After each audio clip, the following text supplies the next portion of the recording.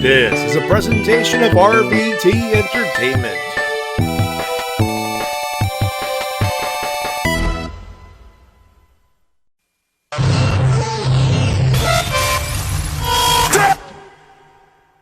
This isn't about the dead, it's about the living. It's about my mother. It's about my sister. It's about my wife. It's about the 14 years it took me to go from undesirable to ungoddamn deniable. You know, they say all men are created equal, but you look at me and you look at Small Joe, and you can see that statement is not true. Because I'm better than you, and you know it. In the back, there are men and women, seasoned professionals, dues paid in full, gunning to be the best. I'll always light the way, and all you have to do is let me in. Oh, a little bit of the bubbly.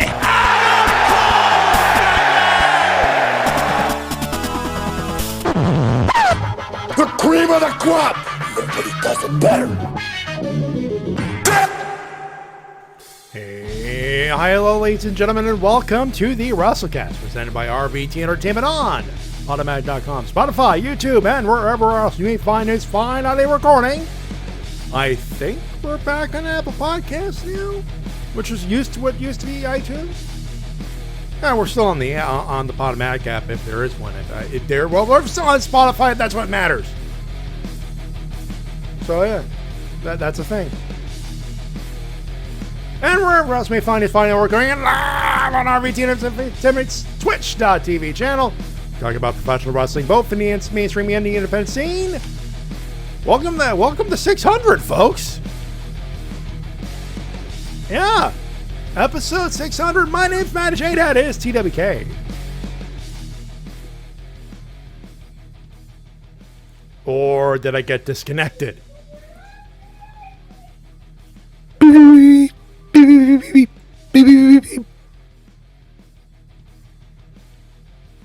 And joining us, ladies and gentlemen, is Shintigercurl. Oh, what the Fire! Fire! Cody's on fire! Burn, baby, burn. Disco Inferno! Burn. You know what? No, I have to agree with Shin. He set himself on fire, so now the crowd won't boo him, cause he's on fire, child. I got one for you. He's on fire! Ooh, yeah. Better yet, let's go real old school. Even through a flaming table, his back burns always. His back burns always! Oh man, I need to warm up before doing that. Yeah, the Slow Chemical is one of those songs, yeah. That's not Slow Chemical, that's This Fire by Killswitch Engage. Yeah. Oh, yeah, This Fire Burns. Fair. Slow Chemical, definitely another one. I'm going to go Johnny Cash on this one. I fell in through a flaming table of fire, and it burns, and something. Oh, God, my back hurts. Fuck! Oh, I'm Johnny Cash, and Cody Rhodes just burnt his ass to pieces. All right. Look, normally that would be that crashing in the crowd. Oh, thank you, Enigma. And couldn't. We're gonna do that, and thank you, Enigma, for the 600 episode tweet. Thank you very much. Just much appreciated. I don't know if I want to do 600 more, but yeah, I'll keep it going until they tell me to stop. I ain't stopping. So They probably told me to stop a while ago, but I did not listen. Come a long way since those early days on thatguywiththeglasses.com. And who's still standing? Us motherfuckers. All right. So, you must forgive us because I'm still in the old school retro video game mood. We were talking about the N64 because, well, Nintendo's fucking up, but not too much. They still got a Nintendo Switch and they've still got games like Banana Mania I'm still playing, but it doesn't matter. We need to talk about the wrestling, but before we do, usually we would have a we would do the thing where we do the clip of the week, and we do more hilarity. As I don't know what the fuck that intro was there, T-Dub. For 600, I don't know what you were doing there. I was disconnected from reality. Fair. Anyway, before we do anything else, we got to talk about the 600th episode. I honestly didn't feel like making a big deal of it. Like, we should have reached it last year, all things considered. But I would be remiss if I didn't at least say thank you to everyone still sticking around. I mean, there are some people who are not in the Twitch chat, but they still listen to whatever version they want to listen to. For those of you in the background, thank you very much for listening. It is much appreciated. These two gentlemen over here, thank you, as always. Diamond Dice 56, Z Meixner. I don't even know if they're listening anymore. Give me a sign of life if you are listening. That's that would be cool. But beyond that, just I'd be repeating myself from episode 500, which was 2 years ago. But yeah, thank you, and thank you, Enigma, for picking us up for what was Extreme Network Online, which became RVT eventually. Yep. Although there's one person I hope is not listening and will never listen again. Who? No, don't say the name. Don't say the name. Oh yeah, that guy. No, not him. Not him. It's that other guy that I hope is not listening. Ryan Catalucci.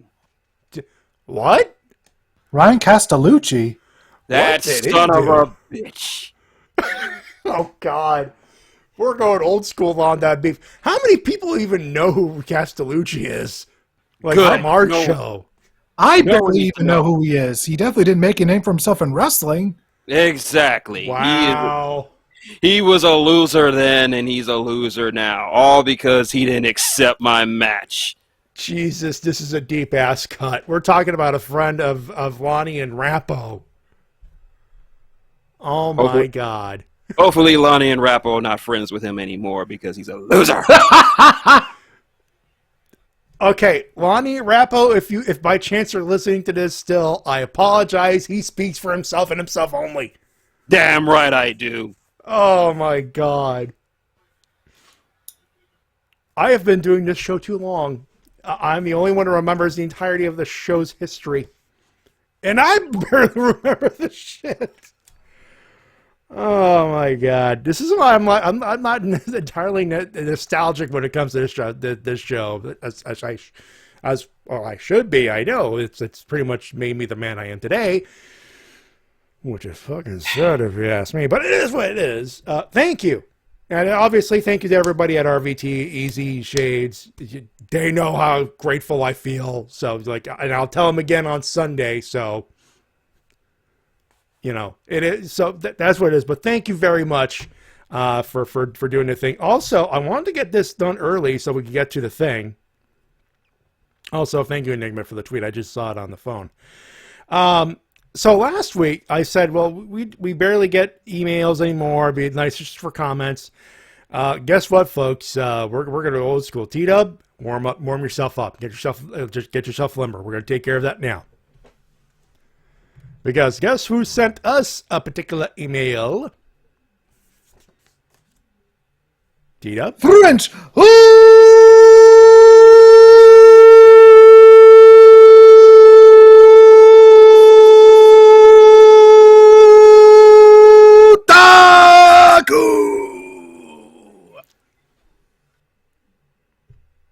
Did someone say my name?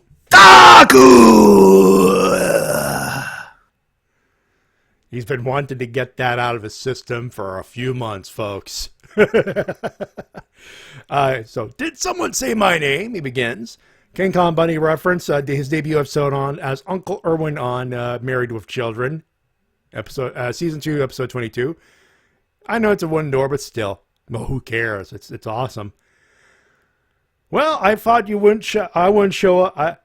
Well, you thought I wouldn't show up for episode 600, but here I am. Despite good and terrible moments, despite segment agreement and disagreement, I'm still listening to your podcast for a quick laugh outside of my usual What Culture, Cultaholic, Brian Zane, and others. The fact that you're considering us under that, thank you so much, by the way. Really appreciate that. That's company. That is some company right there. Love your stuff since day one. I hope it'll last as long as you can. Maybe beyond episode 666. Because why not? By the way, I will find an 8-bit version of Number of the Beast, or anything by Iron Maiden for two. I was thinking Heretic Anthem. That's another good example. That's another good one. Now for my thought on the current wrestling products, WWE. I can't stand it. It's the Thunderdome era. I'd rather suffer through High Guardian Spice first season 100 times, folks. I have not watched this show, but I know of two people, Mildred the Monk and Xanatrix over at the Monk's Monastery, and I have been told, don't. So, fair. Netflix's Cowboy Bebop 250 times. Hey, look, I watched it. It was fine. It's just not Cowboy Bebop. I watched the first 2 episodes, and yeah, I've seen far, far worse. Like, there are infinitely worse adaptations out there than Cowboy Bebop Netflix. And I get the salt and I get the anger, but I'm like, especially on Ed, where's the beef? They got it spot on. That's all I'm going to say. I feel like some parts that some people need to learn, like, to set their expectations to different levels, because this is definitely done better than fucking Full Metal Alchemist, I'll tell you that much. 1, fair. 2, find me a better Jet Black. You can't. Can't. I would say as long as it was better than Death Note, that's 100%. It clears it's a low bar, but it clears it. Also, to your comment about Jet Black, you know who plays him, right? Yeah. Who is he? I don't know the name, but right now I'm in wrestling mode. But yeah, I know. I don't. He's played other characters. I know that. But who's he most famous for? Surprise, motherfucker. Nope. You should know. Dim called him Bushmaster. That's the same guy? Yeah. That's some range right there. That is some range. That's Bushmaster from... Back to the email before, because I know you guys want to have some fun, and we got a hard out of 10. We all know why. This is our first 90-minute show that we don't have to worry about Rampage. I'd like to not worry about Rampage. Who am I kidding? We're probably going 2 hours here. And the WWF worst area 500 times rather than watching their content, which includes NXT Flash Color Edition. Although I watched their pay-per-view and still shit. I mean, my reaction to Survivor Series 2021 can be summed up by not Jonah J. Jameson's laughter, but Elista's laughter, for those wondering. Spanish comedian famous for his laughter who has sadly passed away last year. I don't know the reference, but I get the feeling a laughter. Like, this is where we knock back our heads and laugh. Ready? I do not do that accent, do it. I apologize right off the bat. AEW, nothing much to say. Enjoyed it despite some screw-ups, which is my main show for the week. It is for the most of us anyway. Impact is fine, despite like WB. I don't watch it all week outside of pay-per-views. It's an acquired taste at this point. It's burned so many people that I've spoken to people who just don't refuse to watch it because it's A, unfindable, and B, sucks. Their words, not mine. I know it doesn't. There's enough independent talent to make it not suck. But it is what it is. And I will say this. It still has the best women's division of any show on television. It's got Rosemary. And it has some of the most bonkers ideas like Wrestle House. And in a couple of weeks, we're getting more Impact Provincial Wrestling. And you damn right, I'm joining the Rift Zone crew to watch that shit. That is not even a question, folks. All right, questions. Since we asked for questions, if there's a season 4 of Dark Side of the Ring, what controversy would you want to see? That's a really good question. There's still quite a few they could touch on. I'm trying to think. They could do an entire season really on Vince McMahon. I mean, they could. Like, just all the shit that Vince has done throughout his career in wrestling. Just so much heinous shit. I don't know if it qualifies as Dark Side of the Ring or if it's even controversial. I would do it. I'm curious about the WBF. Oh, well, Legitimately, as in, Federation, maybe. What the fuck happened to most? And what happened to Gary Stridham? He's still alive, last I checked. I know that, but outside of that, it'd be interesting to see the behind the scenes stuff, you know. Enigma, there's already a full Vice documentary on China. Vice. I don't think Vice is interested in doing a Dark Side. They did a full feature documentary on China, so that's done. Okay. How about this? While it doesn't officially count as a Dark Side episode, you may as well call it like an unofficial episode, technically. Go ahead, Shin. Sorry. How about this? The curtain call. Fair. Maybe. Yeah. There's a lot of stuff. You see a lot of the WWF side, but like an unfiltered side? Yeah.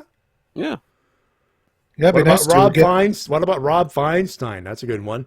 How about an episode on Enochiism, says JC? Hell yeah. Mm-hmm. You can do a lot of stuff on Japanese wrestling. A lot of stuff was attached to the Yakuza. Not the game, the actual Yakuza, actually. Yes. Yeah. Oh, Enigma's got a good one. Muhammad-san, absolutely. Oh, my God. He got so fucked over, and he did nothing wrong. Well, outside of, pissing the boys off, which, Yeah, poor bastard. Yeah. He followed the script. Yeah, go ahead. He followed the script just as they told them, and who was left holding the bags when shit went down? Muhammad Hassan. Held the bill. And all because they aired the same thing during a controversy, the fall of WCW. That's well covered ground at this point. I gotta suggest it. I'm cheap. A free cheap plug for Brian Alvarez, The Death of WCW. That's the book you need to read. I got one. The SmackDown after 9/11. Ooh, especially with Stephanie. I think the only controversial thing about that is Stephanie McMahon and her comments. Yeah, outside of Stephanie McMahon screwing the pooch in that one bit, that's a relatively harmless episode. I know, but still, a lot of raw feelings in that. They should get Selena Vega in that because she was really impacted by that, as we all know. But this is Dark Side of the Ring. This would be like, if she's still in the Fed for a while, I'd say maybe season 5 or 6 if it happens back then. Let's see. Next question from French Otaku. For the Holy shit, yes, JC, yes. The Katie Vick bad enough for an episode? Ooh. Well, we got to keep in mind wrestling in general, not just storylines, because that's a storyline thing. The Ric Flair plane crash is probably a good idea, because, Ric Flair famously survived it, but there were a few wrestlers in there that died, so that's definitely one. This one is definitely considered dark, at least for this company. The Hogan Bischoff era of TNA. It would maybe the chaos, the utter chaos. Considering the subject matter that was covered already, that's tame. Well, they usually have 1 or 2 tame episodes per season. It would be a tame one. Fair. The scissor fight, but that's one incident. Like, we're talking about whole swaths of the episode. Like, we're talking Grizzly Smith levels of dark. Anyway, we got to move on. For the next Stadium Stampede, if there's any, which team would you want to face each other? My pick, the Hardy Family Office versus Chaos, minus Okada. Minus Okada, even if I want to see him in a match, Big Money versus Rainmaker. That's one possibility, but there's, I mean, you could probably throw in the Pinnacle on one side, but on the other side, I have no idea. I do like the idea of Hardy Family Office versus Chaos. Yeah, it would be like it would be technically best friends. It would be it would be obviously you would throw in the best friends, Trent and Chuck. Orange would be in there for obvious reasons. Get Yano in there. Yeah, that's what I was thinking for the 5th man. Yano for the pre-tape, absolutely. And just keep it a surprise. Don't even mention it. Just be like, we have a secret surprise. And then they're all in the stadium waiting. And then his music hits. He comes running out with a chair. Or maybe even maybe one of those Japanese coverings for turnbuckles. Japanese covering for turnbuckles.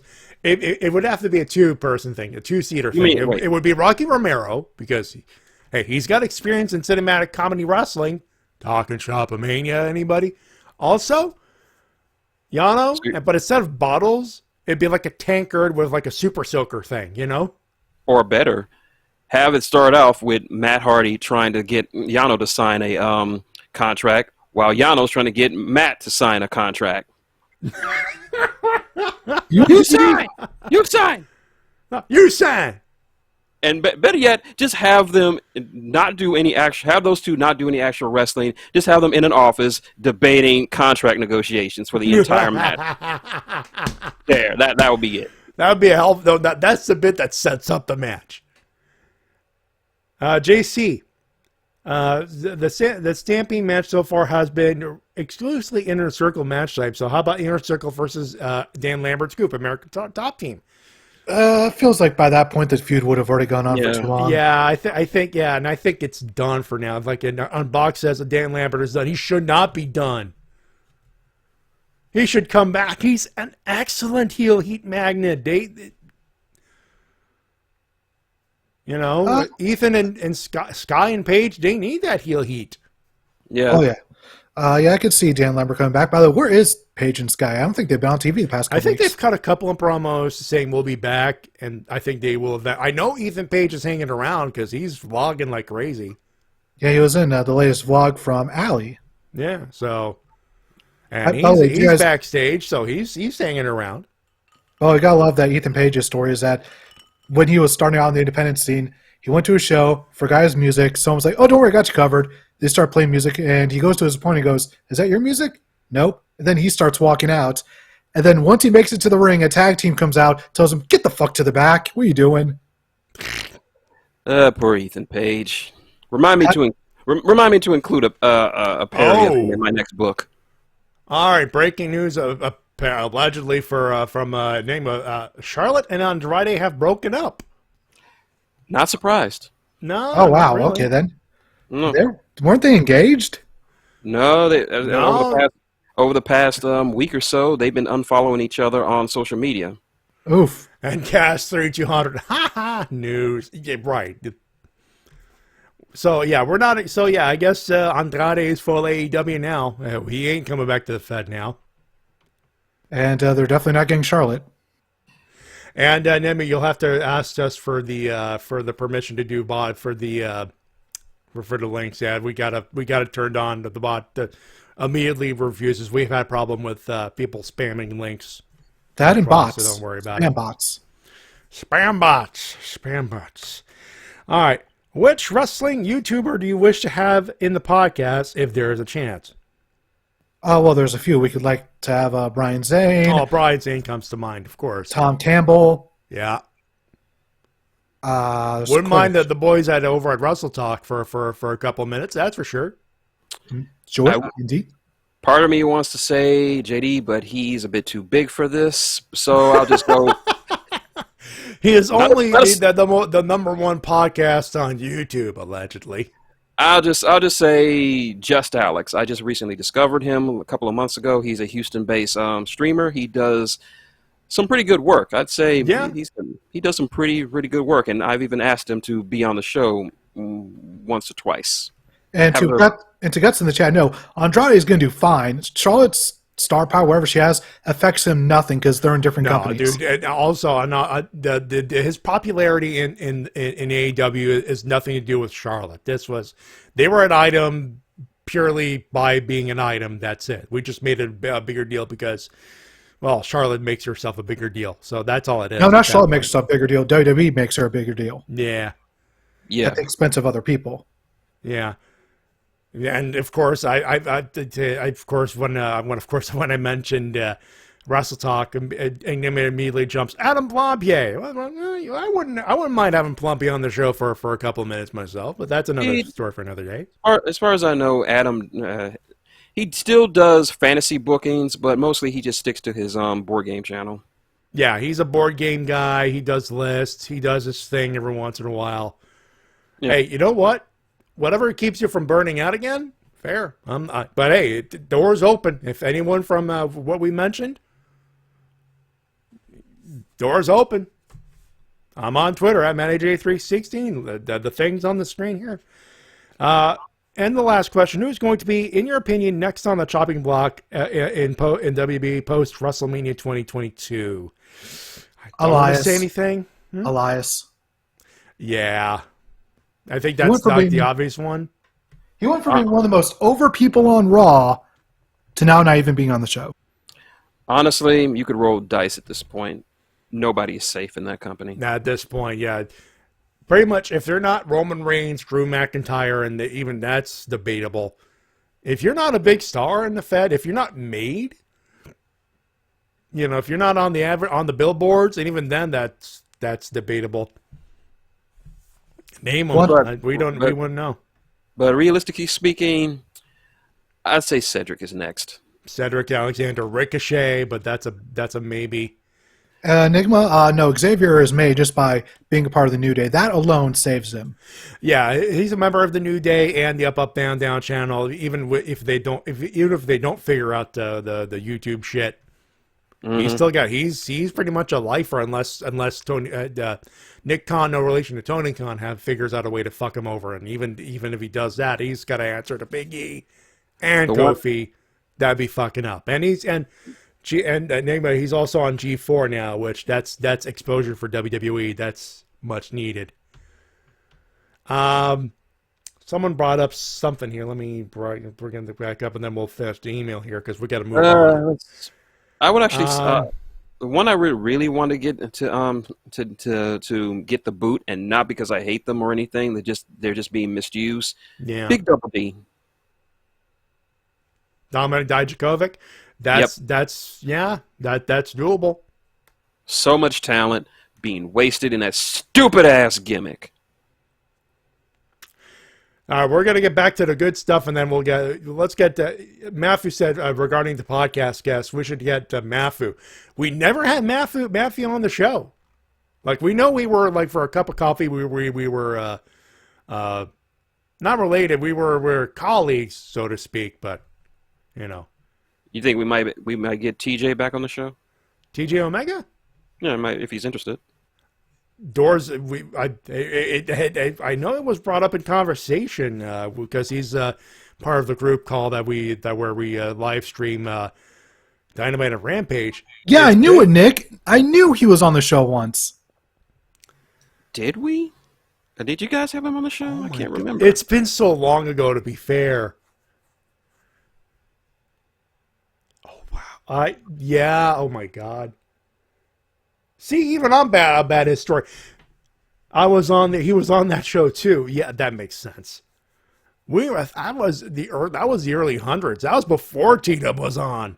Yeah, I think. Yep. You were in the chat or in the comment section. Long time ago. Yeah, it was before. I was on there, and it was back when all I was doing was sending in emails. Wasn't that when you were still a part of that guy with the glasses? No, this was RVT. Yeah, this was okay. the Reviewtopia days.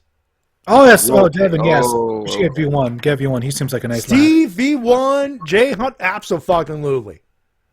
Guarantee you OC not so much. He's not going to have any time he's for that. not interested in the extracurricular activities, to our knowledge, of course. But No. V1 and Jay Hunter, absolutely. You know who would really be a get if we can get him? Johnny Blood. Hell yeah. Hell yeah. I want to do a show with John Blood. Hell yeah, I'm down. Good old Doors horny open. Johnny Blood. That's all I'm going to say. If they're listening to this, by the grace of God, they're listening to this. Doors open. And JC, that question, too many names to answer, so let's move on. I don't think we're that kind of show. Like, they would listen to us cursing and talking about geek stuff. Oh, there might be a few names that might pop up, but I doubt it.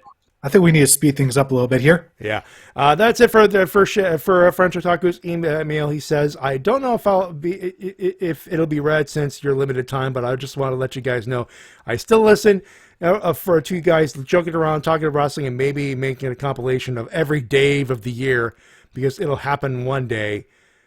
See you next time, and thanks for 600 episodes. I will never do a compilation of that because that's a lot of stuff. Yes. But French Otaku, we appreciate the fact that you still listening, and even after all this time. We've been wondering. We've been wondering. So thank you very much. And that killed that half hour. So I guess now it's time to get to the news. Do it, sir. All right, so first up we have, hey, do you want proof that WWE has given up on the independent circuit?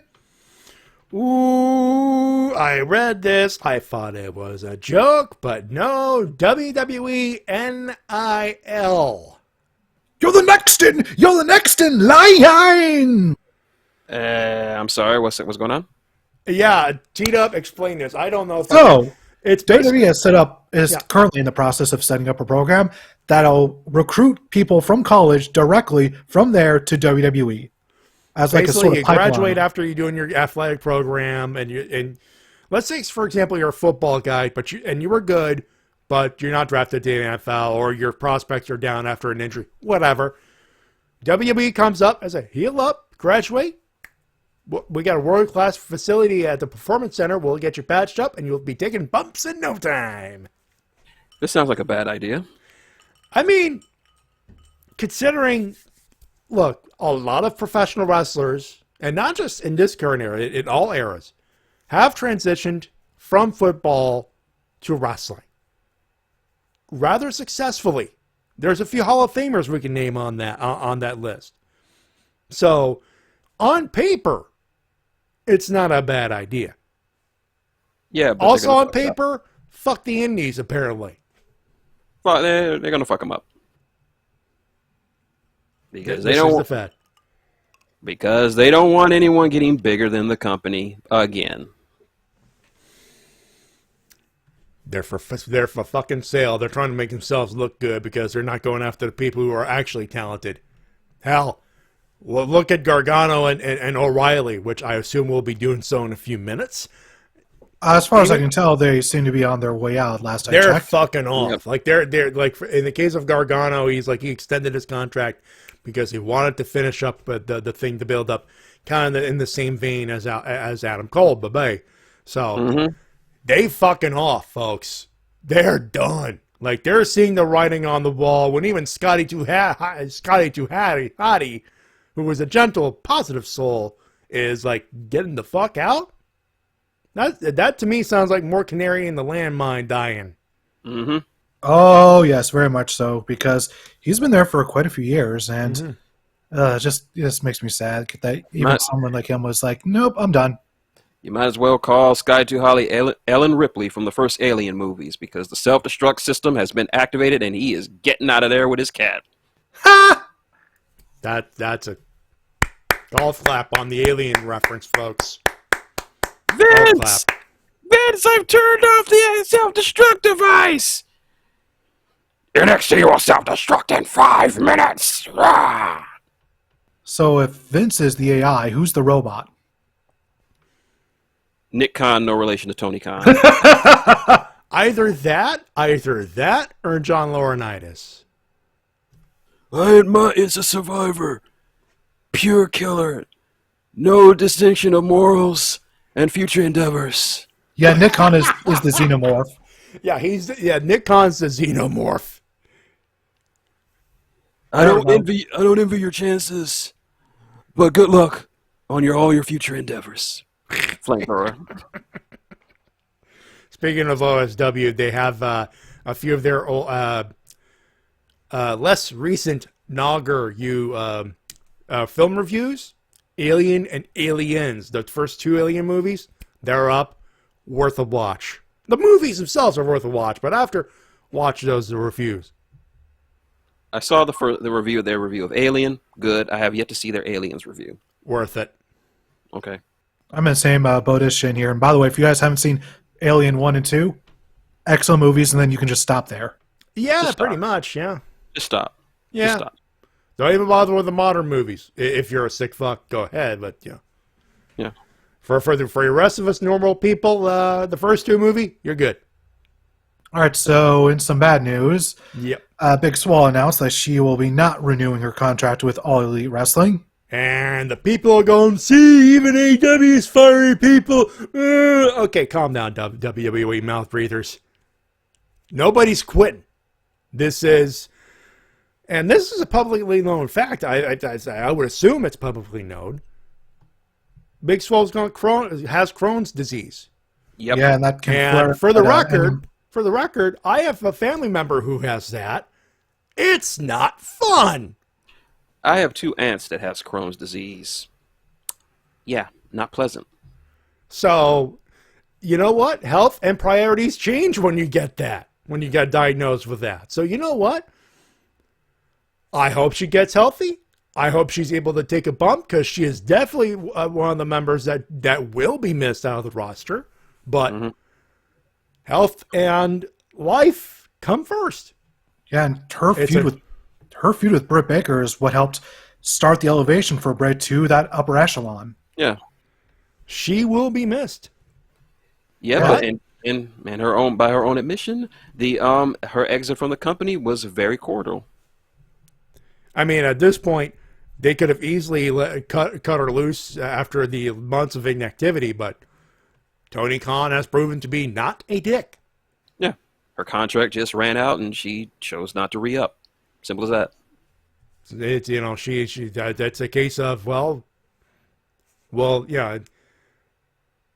Yeah, and Gut says her, but her Crohn's is much harsher. Folks, it's Crohn's disease. It's fucking harsh in the first place. Yeah. Like, so at this point, she could take a bump. She can work in the indies when she's healthy, and whenever she's got it under a reasonable amount of control, she'll come back. Or, you know what? It'll be a what if, but it's a case of, look, if this was 20 years earlier, she would have been, you know, chastised for a decision. In 2021, at this point, look, there's woman's got to know her limits. Yep. And she, like I said, when she first dropped it, she has options. Yeah. This is literally a case of get healthy, rest up. Once she's got, and it is one of those things where you can control it. Yeah. And she's an athlete. She'll figure that shit out. It may take us 6 months. It may take her a year, 2 years, whatever. When she's healthy, she could flat out come back to AEW. She could work some dark matches if she wanted to. Yeah, and just of course to see how it feels. And there, of course, there's so many other companies out there if she wants to work there as well. She could work for Impact and have like one or like a taping day a month or two, and just take the rest of them out to heal up. Yeah. Honestly, Impact it would be a better fit for her. Impact would be the best fit because the way the taping schedules work, you work like a week of. You work about a week of taping, and then after you get the whole month off. Not the most ideal if you want to keep active, but with someone with Crohn's disease and you're just trying to get back into just wrestling, but without fucking up your body to a point where you have to take another year off, it is an option. So the absolute best of luck to Big Swole. I'm going to miss. I already still miss her on TV because it's been so long. But of course, as we said, Crohn's disease is a bitch. Wrestling needs more Power Ranger fans, and she definitely is one. So oh hell yeah, she will be missed. On to some better news. A show that's happening right now in Houston, Texas. Game Changer Wrestling, So High. Oh, I didn't know about this. Oh. Let me read through some of the matches. Yeah, please do. Of course, a few weeks ago, I mentioned Ali Catch versus Gino Medina. That's a thing that's happening, yeah. We also have Jimmy Lloyd versus Ninja Mac. That's going to fuck. Okay. We got the Second Gear Crew versus 2 wrestlers known for their time in reality of wrestling. That is Brian Keith and Mysterious Q. They're moving up to the big time. Very much so, yeah. We also have Atticus Kogar versus Nick Wayne. And in the main event, I'm assuming it's going to be Tony Deppen versus Ring of Honor World Champion Bandido. That's a main event. Nice. That has to be the main. Nice. That is tasty right there. That is a good-looking card, or a good-sounding card in this particular case. So, of course, it's on Fight TV, so if you want to watch it after the show, I'm pretty sure it'll be available on demand there. Let me see what the price is. I know I have it on the app here. I could easily fish it out for you. Mm-hmm. Meanwhile, it is $20.99 American. Yeah, that's what I have here. $20.99. I believe would be around the $40 mark. That's strange. I don't have it on here. I will switch. Yeah, not a bad little thing there. There we go. Not So bad price. high, 9 p.m., 10 minutes free, $17.99 Canadian. So yeah, just very affordable in Canada as well for my fellow Canadians out there. $20. You listen to this show, get your $20, catch it on demand or watch it at the beginning. You got your evening set up. Or you could watch Rampage, then the show after, of course. By the way, one show that I definitely do not want to miss is the Hammerstein show. I don't know if I'm gonna buy it, but I'm on the fence. If it's happening during the Wrestle-Cast, I'm sorry, you're gonna have to find yourself another co-host, Matty. When is that show? That's a good question. Too late to look it up right now, because right now we're going to Hotlanta, Georgia, baby! Yeah, hot in more ways than one. Let's talk about that beautiful Dynamite footage. Of course, first we can start off with Danielson and Allen, 5 Angels, and one hell of a match. Very, very good. Very awesome match. Short, but sweet. Angels got some good spots in, made it look a little competitive, and really loved the ending with Danielson locking in the heel hook, and then even doing a muscle pose at the end while it's still locked in. All right, T-Dub.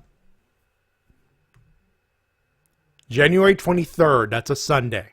All right, cool. Won't have to worry about Wrestle-Cast then. No, you're good. We could preview if we can find ourselves, get our hands on a card. We are previewing that shit. We know Eddie Kingston will be there. Mm-hmm. Although hopefully it won't be a Toku Riffs week. Oh no, dude! I don't think there is a Toku Riffs this week. I have the calendar here. I have the schedule here. Oh, cool. No, 23rd, we are off. Nice, so we can both watch it. Like, in January would be the 2nd, though that's debatable. I don't know if we're going to do it or not. The 16th and the 30th. Cool. Nice. We will give you abreast if that, of course, changes. Keep going. Sorry about that. After Danielson, he started leaning in the boots even more too, Mr. Angels. And then Cowboy Hangman said, enough of this shit. And then John Silver had to stop him and say, hey, Tony Khan says you can't touch Danielson, but I can touch Danielson. And then Silver went to the ring to try to touch Danielson, but Danielson's like, whoa. Next week. So next week in Long Island, we're going to see the homeboy Johnny Hungi versus Danielson. People are taken aback from the sharp turn from Danielson, and yet none of the characters changed. He said he wants to wrestle. The trajectory just led him to the world title, and he's like, well, time to turn on evil bastard mode. One thing I noticed is Danielson still walks out of the babyface tunnel. There's a delusion to that, and it's sweet. The character work, that even the subtleties on the character work, including the face tunnel. There's still the belief that he is a face when clearly he is the heel in this situation. Yep. And again, none of the character has changed. It's just the alignments are switched just a little bit subtly to fit the narrative, which is T-Dub, when is Winter is coming? 2 weeks. Say soon enough. Soon enough, Matty J. That's not soon enough, damn it. Okay. There you go. Thank you, Easy Rider. Hey. Looks like the meat man wants some grass-fed beef next week. Oh, yeah. It's going to be a good time for Johnny Hungi. Well, good time for a little bit of time. Well, one team that had no good times was the Gun Club, as they lost to the team of Papa Emeritus and Papa Emeritus II. I love that. That's a good one. It's Sting! 2 seconds later. All right, I'm done. I'll see you later. See you next week. The commentary crew this week, mwah, gold in the comedy department. Good old Skiavone. Yep. Yeah, I really do like the fact that Sting and Darby wore Papa Emeritus style face paint. Very nice. Mm-hmm. Anyways, the match was fine enough, and thankfully Sting and Darby won, so can't wait to see who they'll be feuding with next. Pretty much. Filler feud as we expected, but hey, fun times by all, and Sting won in Atlanta.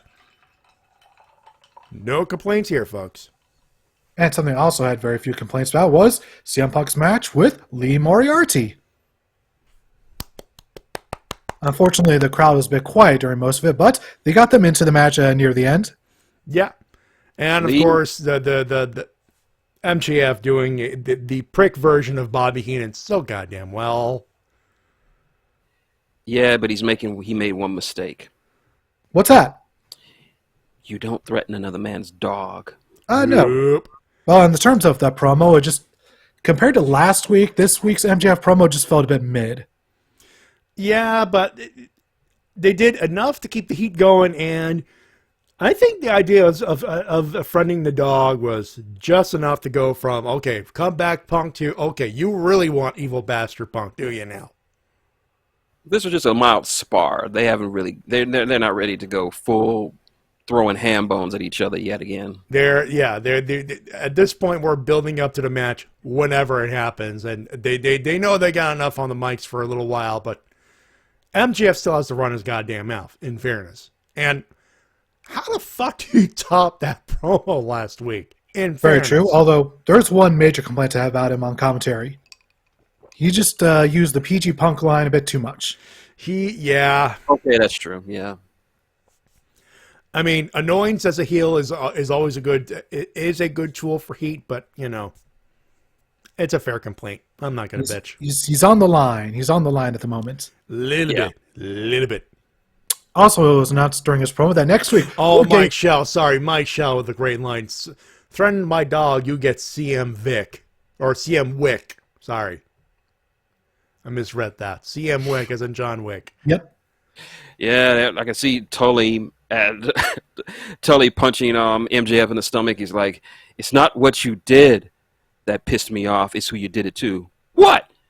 PG Punk? CM Is Wick. really. I once saw him kill a man with a Pepsi can. With a fucking Pepsi can. The first John Wick movie will always be one of my favorites, just because of how the first 20 minutes sets up the lore of John Wick, and just how everybody fears him before he even does anything. He just goes to see his mechanic, and his mechanic's like, the guy's over there. He's over there, John. And just all the, oh man, it's just so goddamn it. Anyways, moving on. Let's see what we got here. As I was trying to say, next week we're getting the Dynamite Dozen Battle Royal. Which, by the way, is a handy-dandy way to set up Punk fucking over MJF to piss off MJF to even bring more heat. More heat, damn you. Yep. It would be very interesting to see who would win if not MJF. Maybe Wardlow?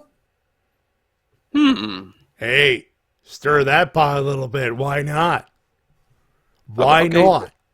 Well, since they brought it up this week, how about somebody from Team Taz? Yeah, because Taz did do his little bit of Taz math. Hey, here's an idea. Have Dante Martin win the ring. There you go. There you go. No. Better yet, have somebody else win the ring, and while he's celebrating the ring, Hobbs rolls into the ring like, that's a nice ring, huh? That's my ring now, punk! Lays him out and steals the ring. There are a myriad of ways, myriad of people who could take it easily. Yeah. And since we brought up Dante Martin, he seems to be embracing his inner heel at the moment. Good on Hey, him. you know what? You gotta try. You gotta try it for a while before it sticks. You don't know. This is a long-term project, obviously. Sometimes being just a white meat baby face isn't going to get it. You got to go heel sometimes. See what works. He's got the technicality done. So at this point, it's just the character work. But also, It's an odd fit, but it's a good fit. But can we talk about the most important thing about that whole segment? Is it Hook's chips? Yes, Hook's chips. Yeah. Hook has chips. That is all. That's been his gimmick now for like the past few weeks for some reason. He always has a bag of chips. Just a bag of chips. Yeah. We don't know what flavor what brand. It's just a bag of chips. Yeah. I'm assuming sweet. It's salt and vinegar chips. But it's only an assumption. Yeah. Well, one thing Maybe that is barbecue. not an assumption is who's moving on this week in the women's TBS tournament, and that is Ruby Soho as she defeated Chris Statlander in quite a good match. That was a solid effort by both ladies, actually, and Yeah. then you can tell that they're stopping at mid match, and then they're planting the seeds for a deeper, more gooder match. Yeah. Not to say that this match was bad; it was actually pretty damn good. She's fighting Jade in the semis, right? Ruby versus I believe it's Nyla. No, Oh, it's Nyla. Nyla, and then Nyla and Thunder Rosa. Yeah, that's it. Not Nyla and Thunder Nyla. Rosa. I was looking It's up Thunder the Rosa bracket, versus actually. Jade. Yeah. That's what yeah. So Thunder Rosa versus Jade, Nyla versus Thunder Rosa. No, it's Nyla versus Ruby Soho. Stop confusing me, damns it! I'm not. You're confusing yourself. I literally just says Thunder Rosa versus Jade Cargill, and then it's going to be Ruby Soho versus Nyla Rose. And Ruby Soho has to go to a Buc-ee's. Yep. If you know, you know. Anyways, and in the main event, Cody defeated Andrade via Flaming Table. Okay. Crowd obviously did not want to cheer Cody. I think After one thing that that didn't help. No. One thing that didn't help was him going under the ring and going, Sledgehammer, Golden No. Shovel. Get it? This is funny 2 years ago. Is it still funny now? Is it still funny now? No, it's not funny anymore. You're not evolving. Boo! Boo! Part of me wants to think that he's just doing this out of respect for Triple H, considering that Triple H has got everything stolen from him this year. Yeah, I feel bad for him. That could have been a wink and a nod, in fairness. It just felt a bit cringy at the moment, though. Just watching, come on. One of those. Move on. Move on. At least he didn't smash any thrones this time. Thank God. But overall, the match was Smash fine. the fuck out of that flaming table, though. Holy crap! You know what? Let's give some respect for Cody for at least taking the entirety of that bump for Andrade. There was a through line where we were wondering about Cody's back because it looked as if some of the garbage because there was a spot earlier where there was a garbage can thrown, and afterwards we noticed Cody's back was weirdly thing. V1 probably had it spot on when he saw it. That's flame or apparently that gel that turned like the thing that was sticking out of his back. Flame retardant Flame retardant gel. Yeah, that could have very well have been that because he took a flaming table bump bare-backed. And his body was still a little bit on fire afterwards. Like, his body was still on fire. The aftermath, you could see his back. There's some spots where there's second-degree burns. Yeah, this Skin's guy's falling off. As someone who There's- works in a there's pizzeria, I've gotten burned on multiple occasions. I can tell you nothing as bad as this, and he's going to be feeling that for weeks to come. There's a piece of molten table thing on their spot. Like at the very end, you could see at the bottom of the back in some of the pictures. Yeah, there's a piece of the table melted to his back and on his Ow. left arm. Fuck. I said it on Twitter when it happened. I'll say it again here. You can say what you want about Cody's character work, but you cannot say his dedication to wrestling is low bar. Dude did that for us, and I got a lot of shit for that. This guy, like I said this on Twitter, he gets at least 6 months of free cheering just for that alone. Yeah. There are people who wanted to boo Cody winning. There were people who wanted to boo, and you could tell the cheers were overpowering because fucker took a flaming table bump. I'm sorry. You do not boo that bump. No, that takes... If you boo that bump, you're an evil fuck. Yeah, this guy set himself on fire for us. That is just pure babyface heat as far as I'm concerned. Pun partially intended. Yeah. So yeah, that was one hell of a way to end the show. I'm not sure what else to say other than... I dare you to make a more daring bump. Jesus Christ. Yeah, that was crazy. Cody's got big balls, I'll tell you that much. He's got the biggest balls of them all on that fucking night. Yeah. We were debating this on the Dynamite call. We were like, okay, Mox has taken barbed wire and tack bumps. I don't think he's the kind of guy who would take flaming table bumps willingly. He would. Yeah, he would. Mm-hmm. Fair, but still.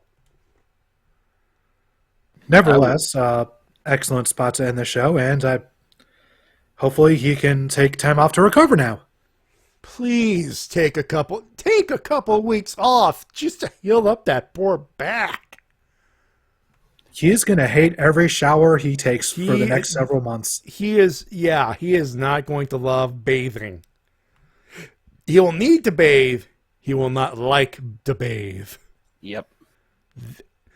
He is going to help the aloe vera cream production industry a lot. The pain he's going to be asking Arn for that Glock pretty soon to end that pain. Oh, let's not go that deep, but yeah, close enough. Humorously, I mean. Humorously, of course. And in the final bit of news I have for the night, Fire Pro Wrestling World is currently discounted on PlayStation Network as well as all its DLC. So if you missed out on Fire Pro Wrestling World or its DLC, now is the perfect time to jump on board. You should. It's a good game. You should. Yeah, and the DLC is good. Good DLC, good game, good stuff, and I highly recommend it. It's good. Whole bunch of fun. It may not have the best presentation, but the overall gameplay and the roster is still quite excellent. So, hop on it. Does it have Big Bear? You can probably download Big Bear on the Fire Pro network. It better have Big Bear, or I'm not buying it. I'm pretty sure somebody's... There is a Ref Bear, by the way. Yeah. By the way, showing off the logo on the main screen there. Enigma Extreme sent us this little particular ditty. That looks good. And that's all I have as far as news, unless you guys have anything else. Really? We got half an hour left. I got a bit of news. Yeah. A lot of names were shown up on Dark this week. Nice. Yeah. Particularly, Brandy made her return to Dark, as well as the fourth member of the Factory, Anthony Ogogo. Ah, cool. Marina Shafir, the wife of Roddy Strong, made her debut against Chris Statlander. Oh, nice. That's an interesting point of order right there. All right, the current ROH Pure Champion Josh Woods made an appearance to face off against that chair freak Sean Spears. Josh the Goods Woods versus Sean Spears? Fuck yeah, baby! Also, and lastly, Sammy Guevara posted on his Twitter a picture of himself and a recently released Isaiah Swerve Scott. I saw that. Nice. Yeah, I saw that as well. Some possibilities, if you will. I'm not saying that Tony should pick him up, but he is definitely should be on his get list. Somebody needs to sign Shane Strickland. Shane Strickland is I don't know if... Where would he... I could honestly see Shane Strickland going to New Japan for a little bit. Wherever he goes, he needs to be up on the higher upper card of those shows. Because that guy has... I could seriously see him go for the never open weight title. That would be a good jumping He off could do point. that. He could do that. Now, I hate to remove the thing, but I got to go back to the chat to see what the chat's saying. Oh, and I did just the right thing. We got people that need to be hammered. There we go. There we go. All right. Hammer man, hammer man. Don't fuck with the ban hammer code, kids. You spam, you get banned. And in a nice little interview he did with Cultaholic, Carmelo Hayes says that he actually signed with WWE after taking an offer from AEW. Oh wow! Oh wow! Let me get the article up. It came. Well, this was a rather old article, but it was still very relevant. Carmelo Hayes said he was one of the rising stars. It emerged back in February that Christian Casanova had signed with WWE, and Hayes revealed to Daily DDT that he was in talks with WWE in beginning of late 2020. Makes sense. And he says, and I quote, "It was around December that I had an interview with Canyon Cayman, a phone interview, and from there they mentioned they probably bring me in after WrestleMania." That sounds like Canyon Seaman to me. Yeah, that's Canyon Seaman. Yeah. Oh, Seaman.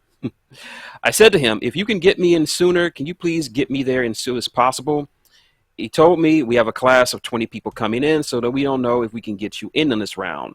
They hustled and got me into that February class. Everything happened really quickly. I feel like everything happened for a reason, and the timing was everything, because it could have been a bad time a year ago.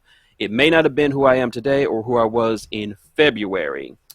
And he hinted that he turned down an offer from AEW to sign with Vince's after he had the option to go to one of the top 2 wrestling promotions in America. You know what? Say what we will. We will shit on the Fed all day, every day, and we do constantly. But Carmelo Hayes was into business himself. He had one company looking at him, and another company offered him a better spot. He went for the better idea. And you know what? In fairness, say what we will about NXT. He's a prominent piece on NXT right now. Say what you will about the quality. That is a fact right there. So no, I'm not gonna dunk. I can't. One cannot dunk on that. Nope. And in the last bit of news I have, Beth Copeland, aka Beth Phoenix, announced on her Twitter that this War Games will be her last time on NXT television. Things have gone so bad that even Beth Phoenix can't call anymore. Actually, no, she just won. On the announcement, she said she just wanted to be with the family a little bit more, and considering that she spent an entire pandemic outside of her outside without her family, that's a fair ask. I got the tweet right here. She says, "Ahead of War Games, I wanted to share that this Sunday will be my final night in NXT. While I remain part of WWE, I have made the choice to step away from the weekly broadcast booth to spend more time with my family. This was not an easy decision, as I have loved my 3+ years and 135 episodes with NXT and incredibly proud of the brand. I am forever grateful to Vic Joseph, Wade Barrett, Nigel McGuinness, Tom Phillips, Mauro Ranallo, Triple H, Shawn Michaels, Michael Cole, and the entire NXT family, both in and out of the ring, for an amazing opportunity. NXT will always be a part of me, and Aunt Betty will always be a part of NXT. Leave the porch light on for me." So she's just stepping away at this. There you go. I mean, nothing. I can't crap on that. She's got a family. She spent the majority of the pandemic away from. So you know what? That's fair enough. And leave the light on for you. That's all the news I got. On my end, Cyberwriter shared something on Twitter, and I thought that was an interesting little tidbit that I thought I would share with the class. If I could find it, I'll tell. There we go. So he asked about this, saying, considering how much WWE loves to fuck up, how much you want to get bet this is if it's true. This is coming from Dirt Sheet Radio on Twitter. Quote, WWE DVDs and Blu-rays will no longer be offered in the United States beginning in 2022. As it stands now, the Survivor Series 2021 will be the final U.S. WWE DVD release, which will be available on December 28th. So the final DVD is going to be of the most pointless show ever.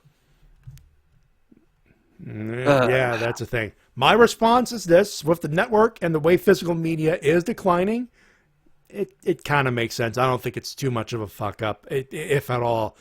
I wouldn't be too surprised. Outside of The Last Ride, which is like the Last Ride DVD that I picked up this summer, I haven't picked up anything WWE related. In fact, outside of just the hunt for the older stuff, it's not something I'm going to miss too much. It's I mean, it's an end of an era, but logically, I don't think it's a fuck up. I think it's just business evolving at that point. Not everyone buys DVDs anymore. So it's something to bring up. If it is true, well, it's sad, and it's definitely going out on a whimper. But that's it. Mm-hmm. It is what it is. Though I am still on that DVD hunt, but obviously it's been halted for the last 2 years now for obvious reasons. So shrug. Can't do much on this one. Cannot do much. Nothing else? I thought we were gonna go 2 hours today. This is well, we might barely miss the first couple of seconds of rampage. But we'll see what happens. Let's do winners and losers. Chin, as always, floor is yours. D-Cell Battery Award goes to that guy that started that whole discourse on Twitter with that tag about how AEW is misusing and burying Adam Cole. Bye-bye. First off, they barely got the guy in September. And they're low-key building up a feud between him and Kenny Omega when he gets healthy, of course. I'm like, don't you have, like, this is the problem with wrestling fans nowadays. Not all wrestling fans, but just some of them. They have no patience for long-term storytelling. Like, they want stuff now. They're building up Adam Cole. He just can't come there and just get title shots. This is not Impact. Well, Impact of the past. Yeah. No, you just can't come into a company and just get a title shot. You got to earn it in AEW. And it's like, and I made this analogy before, expecting Adam Cole to instantly be in the world title is like reading Lord of the Rings, seeing Frodo get the ring, and getting mad that him, Sam, Merry, and Pippin aren't at Mount Doom after Chapter 5. It's a journey. It takes time. You got to give it some time to stretch. And thanks to this guy, we got people all over Twitter talking about how Adam Cole, he's feuding with Orange Cassidy. That's a step down. Like, is that a problem? Orange Cassidy is fucking great. For one thing, yeah, this is something I was going to bring up, actually. Thank you for bringing that up. Here's the thing about that. Some of you forget how good Orange Cassidy fucking is. Yeah. He's a comedy guy. This is worker ant, for fuck's sake. He's a comedy guy, but Fire Ant, sorry. He's a comedy guy, but the guy can fucking go. If you need proof of that, watch that triple threat he did earlier this year against Pac and Kenny, and tell me he's not a great in-ring worker. And then there's all the other people saying that, oh, Adam Cole's doing stupid, silly gimmicks. He's dressing up like Ghostbusters. Like, do you know that if he had a... Y'all never watch his shit in New Japan at fucking shows. You guys are like, you must not know Adam Cole then. Like, I know Adam Cole from NXT. That's the best Adam Cole. Like, you don't know Fuck Adam Cole, you. man. You haven't seen his shit in Ring of Honor and in New Japan. That's Adam Cole on a WWE budget, which is still fucking awesome. I'll grant you. But you have not seen New Japan Adam Cole and Ring of Honor Bullet Club Adam Cole. You have not seen that. Adam Cole is a goober, and we love him for that. He's a goober. He's a geek in the best sense, not in the Brian Alvarez bad sense. And then someone was like, "Oh, he wouldn't do this stuff in NXT." And then I give him Exhibit A, that promo commercial he shot with Johnny Gargano for the War Games set, and him just being a sourpuss because Keith Lee is the figure that comes with it. Also, let's not forget the fact that they did the whole therapy session as with the Undisputed Era. Yeah. Comedy he is a goober. He is a talented wrestler, but he can also be a goober. So have some patience. The terminology is multifaceted. Right now, he's enjoying not being a serious fuck for the first time in 3-4 years? He's having fun. Let the dude When's have the last time having fun's illegal in pro fucking wrestling? Let him do some comedy. He's still one of the best wrestlers Guts, on the planet. The Adam Cole of PWG, where one of his catchphrases is "suck my dick." Google it. I am not fucking kidding. By the way, funny you mentioned PWG because they recently uploaded a 6-man tag team match. Oh, you're deafened up a little bit there, Tito. Sorry about that. Anyway, check your mic. Check your mic. Check your mic. Okay. There we go. You're back. There we go. Anyways, I believe it was Beyond Wrestling this week. They uploaded a 6-man tag featuring Mount Rushmore. Yeah. Although it's Kevin Steen, the Young Bucks, but still. And they themselves not above doing comedy shticks. Yeah. I miss indie wrestling Kevin Steen. We're getting back, dude. The minute he enters AEW, it's indie wrestling Kevin Steen on a WWE-esque budget. Yeah. Y'all ain't right. If y'all have just watched a Kevin Owens and not Kevin Steen, y'all have no idea what's going to happen when Kevin Steen is unleashed. Yeah. But yeah, that's my D-Cell battery award for that jackass for starting that whole conversation. As for my losers, WWF for trying to be edgy using all the people who got fired. You know it's bad when you don't even acknowledge the E. He just goes right to the F. Yeah, it's just F you. Like, okay, they tried to do something similar to what MJF and Punk did. Dude, they tried to out AEW. Do not mince words. Exactly. That was exactly what the goddamn intention was with that promo with Edge.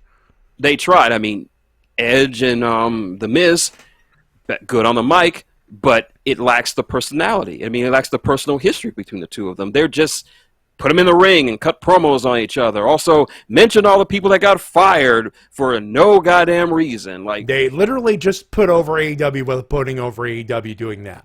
When all you have to do is put Edge and Miz in together and just let them work. And you can say Edge didn't write that shit. These promos are so fucking scripted that Vince has to prove every goddamn thing. Do not kid yourself. This was Vince probably wrote that shit. Basically, here's another good analogy.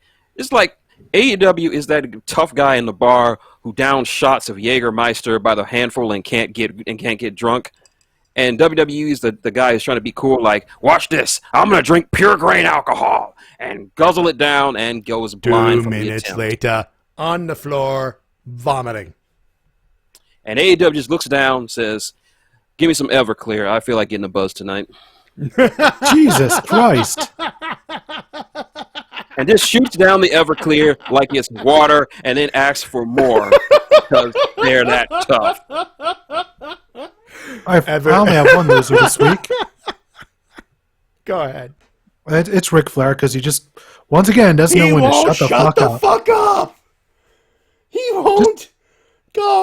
Just keep going. He needs to just go away for a while. Jesus Christ. And the longer this goes on, the worse it's just going to get for him. How desperate for money are you to have to do a pot? Step away for a while. I was debating putting him on the loser list. I didn't. I'm glad you did.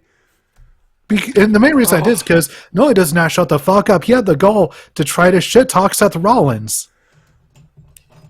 I read that. I'm like, that's what prompted the debate. I'm like, are you fucking? You are making a very strong argument for putting.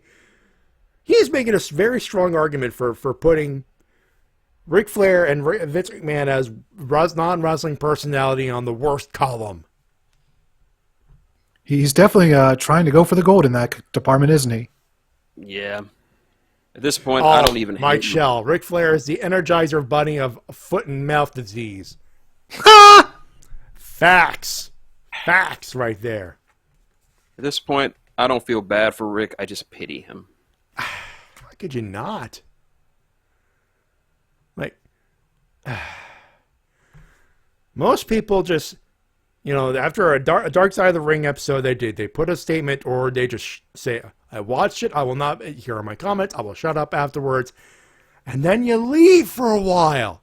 At least Tommy Dreamer had the good essence to shut the fuck up and go away for a while. Like, literally, he got suspended and said, okay, I'm sorry, and then he leaves. Because he has brains, He's intelligent enough to know his opinion has stirred a hornet's nest, and Ric Flair is trying to chop the hornet's nest and trying to put a wasp or hornet into a figure 4. Oh, this is worse. This is like Ric Flair chopping a hornet's nest while having a sack full of angry Japanese giant hornets on his back. And he's still trying to out-wrestle the queen hornet because, well, maybe not wrestle. No matter what he does, everything he does is going to get him stung in the ass. Amongst other places, of course. At this point, Ric Flair is taking the spot that Sonny had a few years ago on the show. Oh my God! Remember, like 4 or 5 years ago, when almost every week Sonny did something. Sonny is in jail, or Sonny's appearing for something, or she did a porno, or she said something stupid or something else, and Ric Flair's taking that spot now. It seems. Is Ric Flair trying to out Russo Vince Russo? I don't want that to be reality. No, please. At this point, it feels like it, doesn't it? Rick, that makes me feel sad. No, Rick, no, please don't. Just saying. This is how you destroy a legacy. This is sad for me too, by the way. This is, This is how you destroy a legacy, everyone. Yeah. 1 week at a time. Just brick legacy by brick. destruction. Uno v uno zero uno. And it's always a sad sight. Just Matt, he's missing opportunity after opportunity. Shut the fuck up. Anyway, you want me to do a loser? I'll give you a loser WWE this week for exactly what Shin just said. I don't know who approved it, but you fucked up with Edge. At the end of the day, it all falls on the shoulders of Vince McMahon because he's the one with the most creative control in that company. Yeah. If he's not competition, don't mention the competition. AEW does it tongue in cheek because it knows its audience. You do it because shrug. Grain alcohol. Yeah. At this point, I think they're chugging Everclear. I think they chugged Everclear to match up that badass. No, grain alcohol, which is pretty much you chug that shit, you go blind. That's a powerful moonshine if that's the case. Let's do winners. Winners, easy. AEW, for all the reasons, all the things. And, of course, specifically Cody Rhodes for literally lighting himself on fire for us. And, dude, there was a dude who argued with me on Twitter saying, I didn't ask him to do it. It's like, well, Mick Foley didn't ask you if he wanted to be thrown off a fucking steel cage. What about that? Yeah, freaking Terry Funk didn't ask you if you wanted him to be in an exploding barbed wire death match. What about that? These guys don't ask you what you want them to do. They do this for our entertainment. And Cody Rhodes, despite being booed to God knows how long, decided the best way to try to get back on everyone's good graces is to literally light himself on fire. And so for his old school ECW on Andrade, who, by the way, yes, he was on fire, but not as on fire as Cody Rhodes was. Cody Rhodes was still on fire when he pinned Andrade. Think about that. Think about it. And my last winner is, is surprisingly not a wrestling, but My Hero Academia. Really? Latest chapter dropped today. Major twist, and I will applaud them for how Hori pulled it off. You're talking about the mole. Someone in Class 1A has been working for All for One all this time. Can't wait Wait, All for find One out is who. back? Shit. Yeah, All for One. He's fucked up, but he's still messing around. But yeah, there's a traitor. I'm not gonna say who. But you would never expect it. Those are my winners. You're gonna have to DM me that. You're gonna have to DM me that because I am too curious to not know. Oh, come on, Matty. Wait for it to be on the anime. It's gonna take 5 fucking years. I'm probably gonna forget it. No, it's only gonna take like 2 or 3. Come on, I'm be still patient. gonna fucking. I have forgotten we had Matthew of Botchamania on my show. Matty, the episode will arrive soon enough. And name it, I swear if it's Ochako, I don't think it's that, but you know. Anyways, my winner this week is Cody Rhodes. For all the reasons mentioned, because to take a flaming table bump, especially just to keep pinning someone while you're on fire, that's badass. And the photos afterwards of seeing how burnt his skin got is just like, how could you boo this man now? I cannot. AEW's a winner, obviously, and it's a sweep on the winner department. Cody Rhodes. It was a sweep. Can you get your broom over here? Bring the broom. Yeah, we got a sweep over here. We got a sweep over here. Got to sweep this up. Yeah. How could Cody Rhodes not be a winner after that bump? I will repeat what I said earlier. If you are booing Cody Rhodes after that bump, you are not human. You are a troll of the worst kind. Because this man was willing to go through fucking fire for your entertainment. Like, I still say he should evolve his character, but Jesus Christ, a table bump like that should buy at least a month or 2 of cheers. Minimum. Yeah, definitely minimum. Anyway, I believe it is time for the thing that we do where we plug our stuff. Yeah, and plug away it is. Of course, ladies and gentlemen, you can, of course, watch me on Maxicorn on YouTube. Tomorrow, I will be doing a live stream where we'll be doing a impersonal deep dive into the world of War Machine and its lore. I will be talking about the origins of War Machine all the way through to the modern era, talking about all the major historical points of it. Just to keep in mind, War Machine is not as grimdark or as just asshole-ish as Warhammer. Everyone does some good stuff. Everyone else does some bad stuff. Just a very nice overall lore. So tune in for that. I'm not sure what is the time. It's going to be somewhere in the afternoon when you're ready. So tune in, listen in, put it on in the background, listen to some stuff. Also, of course, my book, New World, paperback, still available on Amazon, $17.99. It will make a great Christmas present, especially for me since I need the money. Hey, it's a great stocking stuffer, folks.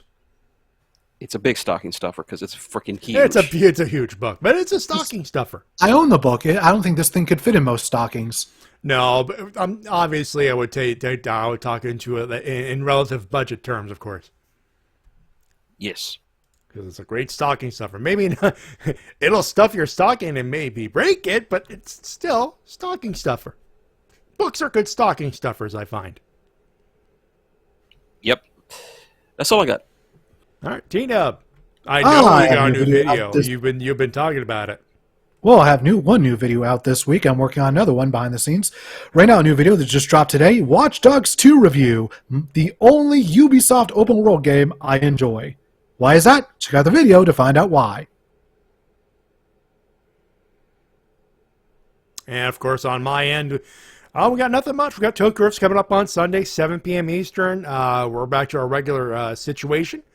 Looking very much forward to it.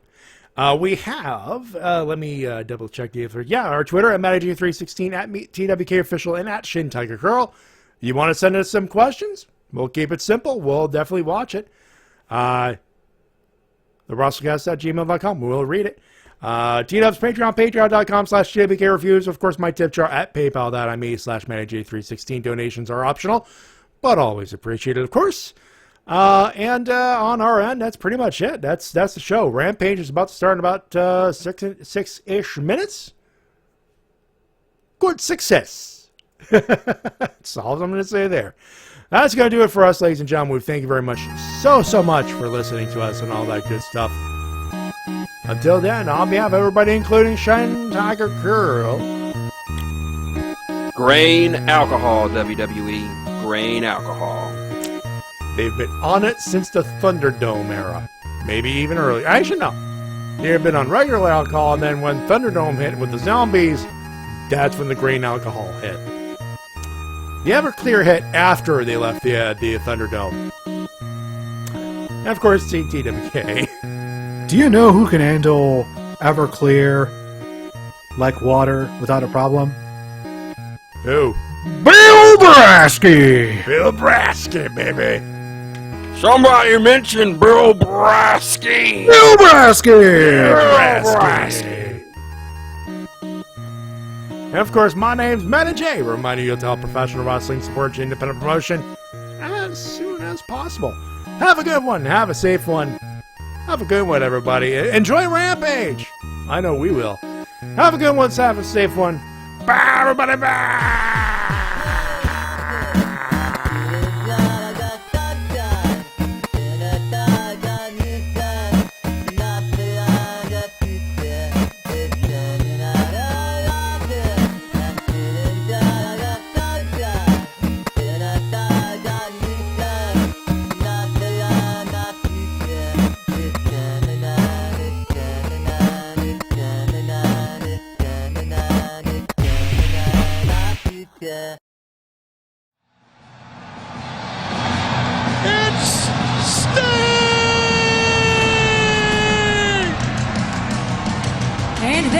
At a combined weight of 408 pounds, the team of Darby Allin and the Icon, Sting! Okay, I'm done. I'll see you guys next week.